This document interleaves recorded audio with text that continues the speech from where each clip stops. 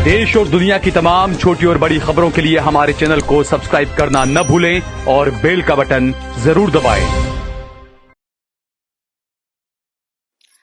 नमस्कार दोस्तों, स्वागत है आपका देश लाइव में और आपके साथ मैं हूं आशिमा त्यागी। दोस्तों एक बार फिर हाजिर हूं एक महत्वपूर्ण मुद्दा लेकर जिस पर चर्चा करना आपके साथ जरूरी था। सोचिए, एक ही देश, एक ही संविधान, एक ही न्याय व्यवस्था, लेकिन फैसले दो। एक तरफ वो लोग हैं जिनका धर्म, सत्ता और संगठनों का कवच इतना मजबूत है कि उनके खिलाफ दर्ज गंभीर से गंभीर केस भी खुद वही लोग अपने कलम से रद्द कर देते हैं। और दूसरी तरफ है एक आदमी, आजम खान। वही आजम खान जिनके नाम से सत्ता पक्ष को एलर्जी है, जिनकी जुबान सत्ता की नींद उड़ा देती है और जिनके लिए हर एफआईआर, हर केस, हर ट्रायल एक संदेश बन चुका है। तुम मुसलमान हो इसलिए तुम्हें रियायत नहीं मिलेगी।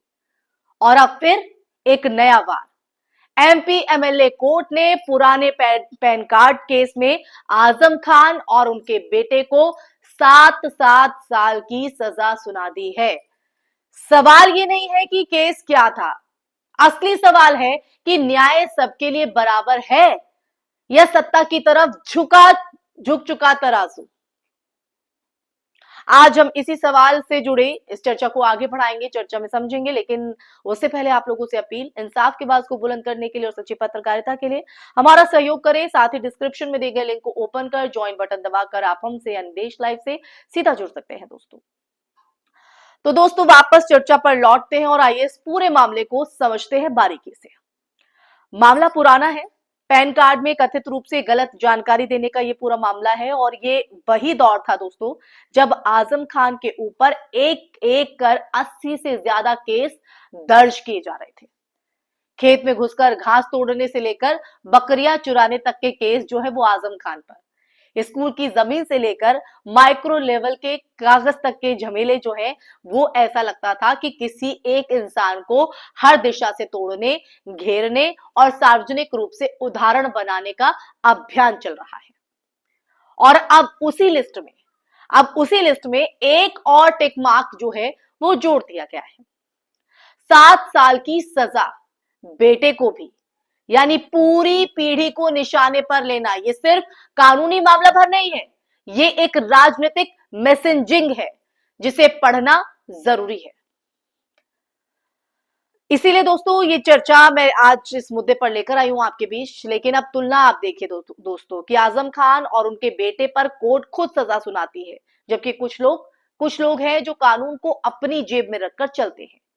योगी आदित्यनाथ पर कभी गंभीर आपराधिक केस दर्ज थे, दंगे भड़काने, नफरती भाषण और कई आईपीसी सेक्शंस के। क्या हुआ? खुद ही मुख्यमंत्री बनकर खुद के खिलाफ दर्ज केस खुद की सरकार में वापस ले लिए गए। किसी ने पूछा? किसी ने 7 साल की सजा की मांग की? नहीं, क्योंकि सत्ता की कुर्सी पर बैठा इंसान कानून से ऊपर बना दिया जाता है। और मोदी की डिग्री? अरे भाई, वो तो ऐसा विषय है जिस पर सवाल पूछना भी देशद्रोह बन जाता है। डिग्री दिखाई नहीं, लेकिन सवाल भी मत पूछो।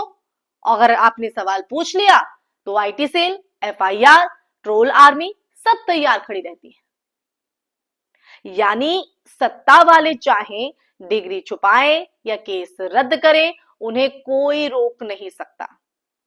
लेकिन एक मुसलमान नेता जिसने कभी सत्ता से सवाल पूछे, जिसने संसद और यूपी की राजनीति में हिंदुत्व नैरेटिव को चुनौती दी, उसके लिए कोई नरमी, कोई राहत, कोई छूट नहीं, क्योंकि वो मुसलमान है।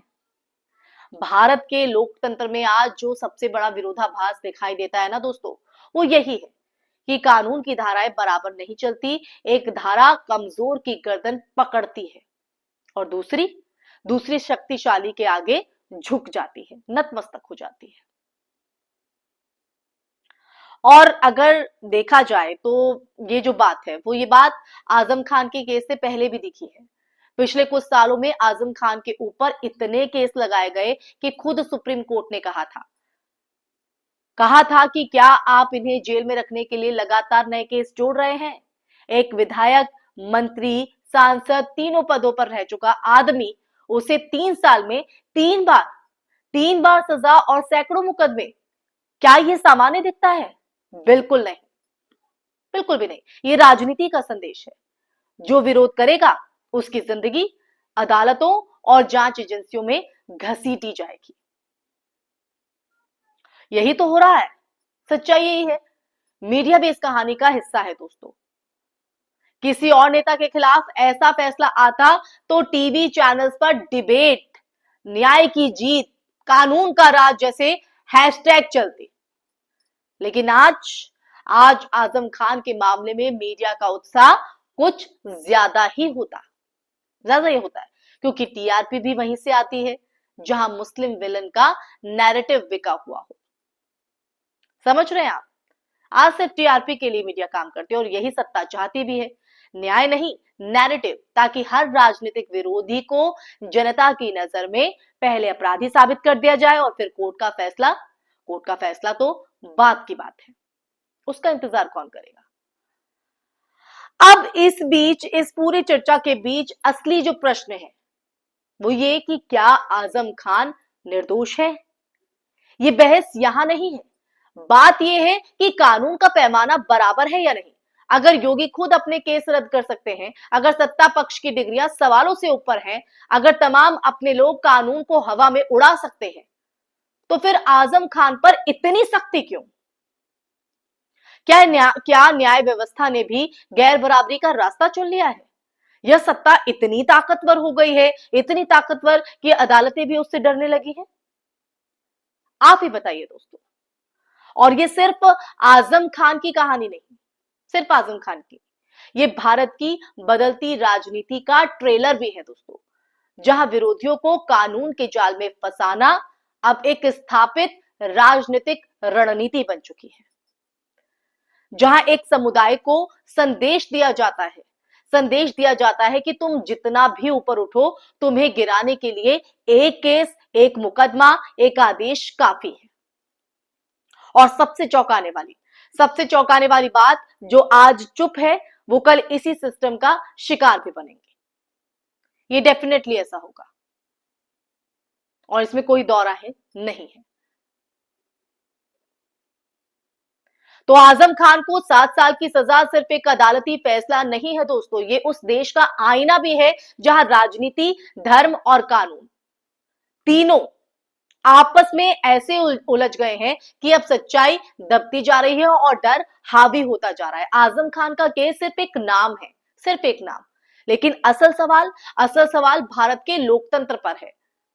और अगर हम आज इस सवाल को नहीं उठाते, इस पर हम नहीं बोलते, तो कल ये सजा किसी और के लिए नहीं, हमारे लिए मिसाल बन जाएगी दोस्तों। तो आप ही सोचिए। इसी के साथ इस चर्चा में फिलहाल के लिए बस इतना ही। ये चर्चा आपको कैसी लगी कमेंट बॉक्स में कमेंट करके जरूर बताइएगा। साथ ही इस वीडियो को ज्यादा से ज्यादा शेयर भी कीजिएगा। हमारे चैनल देश लाइव को सब्सक्राइब कीजिएगा। फिर हाजिर होंगे एक ऐसा ही मुद्दा लेकर। तब तक के लिए अपना ख्याल रखिए। जय हिंद, जय भारत, नमस्कार।